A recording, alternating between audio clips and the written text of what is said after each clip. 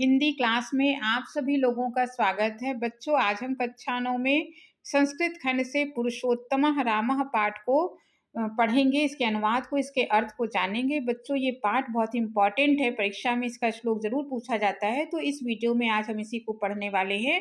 तो बच्चों, इस वीडियो को आप आखिरी तक देखिएगा ताकि आपको अर्थ अच्छे से समझ में आ जाए। और इस तरह के और नए-नए वीडियो पाने के लिए आप चैनल को सब्सक्राइब ज़रूर कर लीजिएगा। आपको ऐसे वीडियो लगातार मिलते रहेंगे। तो हम लोग अब देर ना करते हुए इनके श्लोकों के अनुवाद को जानना शुरू करते हैं। देखिए, पहला श्लोक है, इक्ष्वाकु वंश प्रभवो रामः नामः जनैः श्रुतः।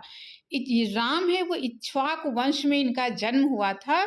तो यहाँ पर कहा गया है कि इक्ष्वाकु वंश में जन्म लेने वाले राम का नाम जनैः मने लोगों द्वारा, श्रुतः मने सुना गया है। फिर से देखिए, इक्ष्वाकु वंश में जन्म लेने वाले राम का नाम लोगों द्वारा सुना गया है। नियत आत्मा महावीर्यो धृतिमान वशी, इसमें राम के गुणों का वर्णन किया गया है। वे राम नियत आत्मा वाले, महान वीर, धृतिमान माने कांति युक्त या तेज युक्त, वशी माने अपने इंद्रियों को वश में करने वाले हैं। फिर से हम लोग देख लेते हैं पूरे श्लोक का। इक्ष्वाकु वंश में जन्म लेने वाले राम का नाम लोगों द्वारा सुना गया है। वे नियत आत्मा वाले, महान वीर, कांति युक्त और सबको वश में करने वाले हैं या अपनी इंद्रियों को वश में करने वाले हैं। अगला हम लोग श्लोक देखते हैं। बुद्धिमान नीतिमान वाग्मी श्रीमाचु शत्रु निवारणः। अब कहते हैं, वे राम बुद्धिमान, नीतिमान, वाग्मी मने बोलने में चतुर, श्री मने शोभा से युक्त और शत्रु निवारणम मने शत्रुओं का विनाश करने वाले, विपुलांशो महाबाहु कंबग्रीवो महाहनु। विपुलांशो, अंश मने होता कंधा, तो विपुल मने विशाल कंधों वाले, बाहु मने भुजाएं, लंबी भुजाओं वाले, कंबग्रीवो, कंब मने शंख के समान, ग्रीवा मने गर्दन, शंख के समान गर्दन वाले, और हनु माने होता है ठोड़ी, बड़ी ठोड़ी वाले हैं। फिर से इसका अर्थ देखिए, वे राम बुद्धिमान, नीतिवान, बोलने में चतुर, शोभा से युक्त, शत्रुओं का विनाश करने वाले, विशाल कंधों वाले, बड़ी भुजाओं वाले, शंख के समान गर्दन वाले और बड़ी ठोड़ी वाले हैं। अब आगे के श्लोक हम लोग देखते हैं। आगे कहा गया है, महोरस्को महेशवासो गूढ़ जत्ररंदम। मतलब अस्क मने होता है वक्ष स्थल, महा मने विशाल, वो विशाल या बड़े वक्ष स्थल वाले, महेशवासो मने धनुष को, विशाल धनुष को धारण करने वाले हैं। गूढ़ जत्र ररिंदम मने होता है, गूढ़ मने होता है मांस के अंदर दबी हुई, ररिंदम मने नसों, मांस के अंदर दबी हुई नसों वाले। आजानुबाहु, बच्चों आजानुबाहु मने तो घुटनों तक लंबी, बाहु मने भुजाएं, सुशिरा मने सुंदर सिर वाले, सुललाट मने सुंदर मस्तक वाले, सुविक्रमा मने पराक्रमी हैं। इस श्लोक का फिर से देखते हैं। वे जो राम हैं वो विशाल वक्ष स्थल वाले, बड़े धनुष को धारण करने वाले हैं। उनकी मांस में दबी हुई शिराएं हैं। आजान माने घुटनों तक लंबी उनकी भुजाएं हैं, बाहें हैं। सुंदर सिर वाले, सुंदर मस्तक वाले, और वो सुविक्रम माने पराक्रमी भी हैं। अगला देखिए, सम विभक्तांग स्निग्ध वर्णः प्रतापवान। वे राम, समह मने सबको समान रूप से समझने वाले, सम विभक्तांग अंग मने समान रूप से विभक्त अंगों वाले, स्निग्ध वर्ण मने सुंदर रंग वाले, प्रतापवान मने प्रतापी, पीन वच्छा, वच्छा मने वक्ष स्थल होता है, पीन मने पुष्ट वक्ष स्थल वाले, विशाल आच्छो, अच्छ मने होता है आंखें, विशाल बड़ी बड़ी आंखों वाले, लक्ष्मी मने धनवान, धन से युक्त, शुभ लक्षणम और शुभ लक्षणों से युक्त हैं। तो इन श्लोकों में राम के गुणों का वर्णन किया गया है कि उनके अंदर कौन कौन से गुण हैं। तो वो सबको समान रूप से समझने वाले, समान रूप से विभक्त अंगों वाले, स्निग्ध मने सुंदर वर्ण वाले, प्रतापी, पीन वच्छा मने पुष्ट हृदय वाले, विशाल नेत्रों वाले, धन से युक्त और शुभ लक्षणों से युक्त हैं। अब आगे श्लोक हम लोग देख लेते हैं। धर्मज्ञ सत्यसन्धस्य प्रजानां च हिते रतः।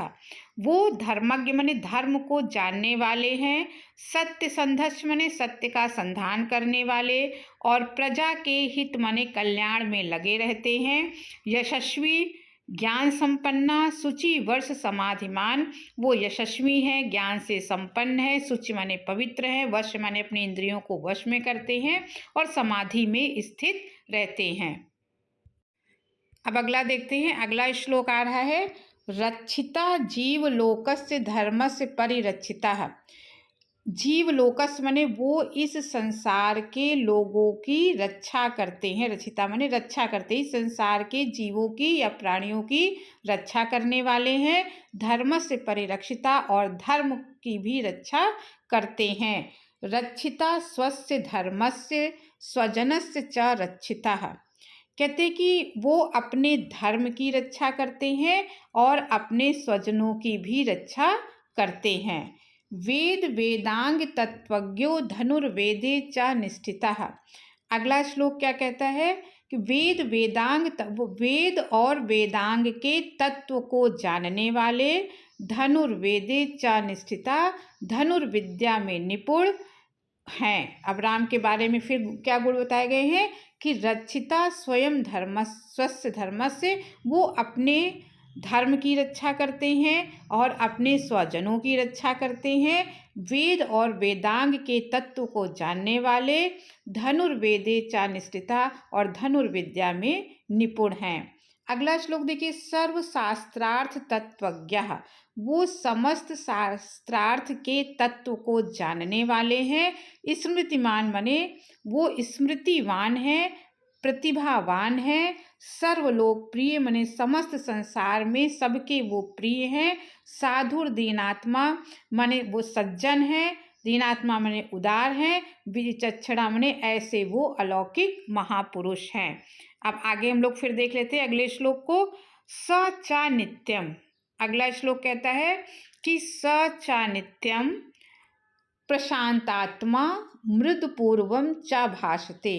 नित्य माने हमेशा, वो हमेशा, प्रशांत माने शांत, वो हमेशा शांत आत्मा वाले हैं। मृदपूर्वम च भाषते, और भाषते माने बोलते हैं, मृद माने मीठा, हमेशा मीठा बोलते हैं।